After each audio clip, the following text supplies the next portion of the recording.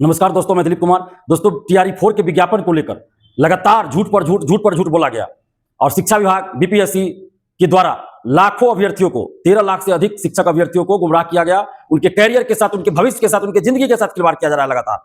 BPSC के परीक्षा नियंत्रक महोदय ने कहा था, खुद पॉडकास्ट में उन्होंने कहा था, सबके पास वो वीडियो है कि 25-26 अप्रैल से टीआरई 4 का फॉर्म भराना शुरू हो जाएगा, 19-20 अप्रैल को विज्ञापन आ जाएगा। लेकिन आज 7 मई है, अभी तक विज्ञापन नहीं आया है।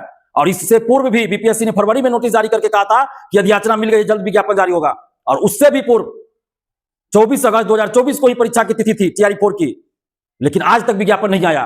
और लगातार झूठ पर झूठ बोला गया, तारीख पे तारीख दिया गया शिक्षा विभाग और बीपीएससी के द्वारा।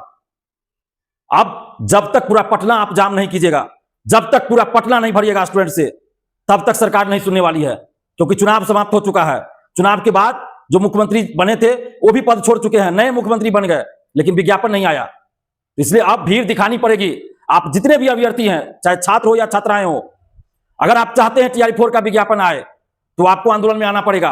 अगर सोचिएगा कि घर बैठे रहें, लॉज में, लाइब्रेरी में, हॉस्टल में बैठे रहे, कोचिंग में बैठे रहे, तो विज्ञापन नहीं आएगा। इसलिए 8 मई यानी कि कल शुक्रवार 8 मई को सुबह 10 से 10:30 के बीच आप सभी पटना कॉलेज पहुंचिए। कल यानी 8 मई को सुबह 10 बजे, शुक्रवार को सुबह 10 बजे पटना कॉलेज से महा आंदोलन शुरू होने जा रहा है। आप सभी जितने भी छात्र छात्राएं हैं जो चाहते हैं कि टीआरई 4 का विज्ञापन आए, तो 10 से 10:30 के बीच आप पटना कॉलेज जरूर पहुंचिए। चाहे आप कहीं भी हो, बिहार के किसी भी जिले में हो या बिहार से बाहर ही क्यों ना हो, या पटना में भी जो मौजूद है छात्र छात्राएं, आप सबसे हम आग्रह कर रहे हैं, अपील कर रहे हैं कि आप अपने विज्ञापन के लिए, टीआरई 4 के विज्ञापन के लिए कल 8 मई को सुबह 10 से 10:30 के बीच पटना कॉलेज पहुंचिए। नहीं आइएगा, भीड़ नहीं दिखाइएगा, तो फिर सरकार विज्ञापन जारी नहीं करेगी। क्योंकि आप देख रहे हैं कि बार बार कुछ ना कुछ अरंगा लगाया जा रहा है। पहले कुछ कहा गया कि इस चीज के लिए हम राय ले रहे हैं शिक्षा विभाग से, वो सब बहानाबाजी था, समय पास किया जा रहा था। और अब पीटी के बाद मेंस की चर्चा चल रही है। हालांकि अभी तक आधिकारिक घोषणा नहीं हुई है, लेकिन अखबारों में जो खबर छपी, विभिन्न मीडिया चैनलों में, टीवी चैनलों में जो चली खबर, उसके आधार पर यह बात तो हो रही है कि पीटी के बाद मेंस की बात हो रही है। तो फिर पीटी के बाद मेंस का क्या मतलब? कि बहाली को 3 साल 4 साल लटका दिया जाएगा। कैबिनेट से पारित कराने के नाम पे 3 महीना खेल दिया जाएगा कि कैबिनेट से ये नियम पारित होगा, उसके नाम पे 3 महीना पार। फिर कैबिनेट से आएगा सामान्य प्रशासन विभाग, उसमें 2, 3, 4, 5 महीना पार। फिर वहां से शिक्षा विभाग जाएगा, उसमें 4-5 महीना पार। यानी कि 2 साल आपका वैकेंसी ऐसे ही गायब कर दिया जाएगा, सिर्फ पीटी और मेंस के नाम पर।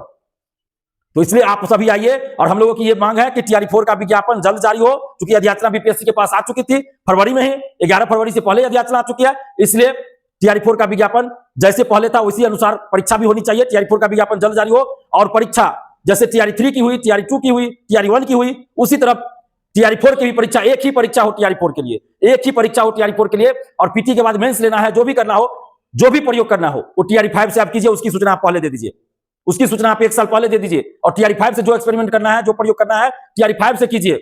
और टीआरई 4 के लिए सिर्फ एक परीक्षा हो, कहने के लिए सिर्फ एक परीक्षा है, लेकिन इससे पहले बहुत परीक्षाएं लोग दे चुके हैं। BEd entrance test, DElEd entrance test, तब उसके बाद बीएड और डीएलएड में एडमिशन होता है।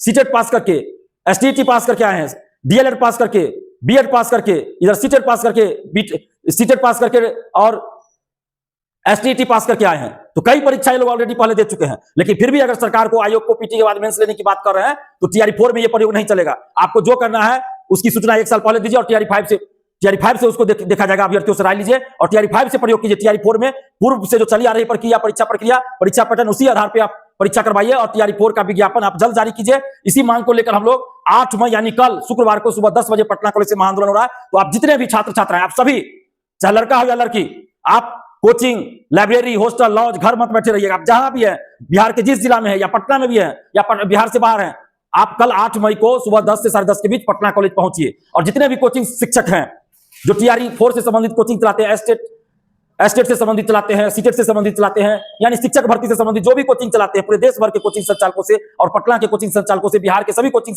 संचालकों से अपील करते हैं कि कल आप कोचिंग दिन भर बंद रखिए। उसकी घोषणा आप ये कर दीजिए, अभी कर दीजिए। और हम लोग के आंदोलन में छात्र और छात्राएं आते हैं, और छात्र और छात्राओं को आंदोलन में आना है। क्योंकि कोचिंग शिक्षक आंदोलन में आएंगे तो सरकार को एक बहाना मिल जाएगा कि ये कोचिंग शिक्षक वाले आंदोलन करा रहे हैं, अपना कोर्स बेचने के लिए, कोचिंग चलाने के लिए आंदोलन कर रहे हैं। और आंदोलन को सरकार बदनाम कर देगी और अभ्यर्थियों की बात नहीं सुनेगी। जैसा कि आप 17वीं बीपीएससी री एग्जाम आंदोलन में देखिए, पिछले साल एसएससी रेलवे एग्जाम में दिल्ली में देख लीजिए। तो इसलिए हम लोगों को कोई कोचिंग शिक्षक से कोई मतलब ऐसा नहीं है। कोचिंग शिक्षक आएंगे तो हमको कोई दिक्कत नहीं है, लेकिन सरकार को एक मौका मिल जाएगा कहने का कि ये कोचिंग शिक्षक आंदोलन करवा रहे हैं। अगर कोई नेता आते हैं तो सरकार यही कहेगी कि विपक्ष के लोग आंदोलन करवा रहे हैं। तो इसलिए हम लोग छात्र आंदोलन का मतलब सिर्फ छात्र आंदोलन, सिर्फ छात्र और छात्राएं उसमें शामिल हो। तो जितने भी आप छात्र छात्राएं हैं, अभ्यर्थी हैं टीआरई 4 के, आप सभी से आग्रह कर रहे हैं कि कल 8 मई शुक्रवार को सुबह 10 से 10:30 के बीच पटना कॉलेज आप सभी पहुंचिए। धन्यवाद, जय हिंद।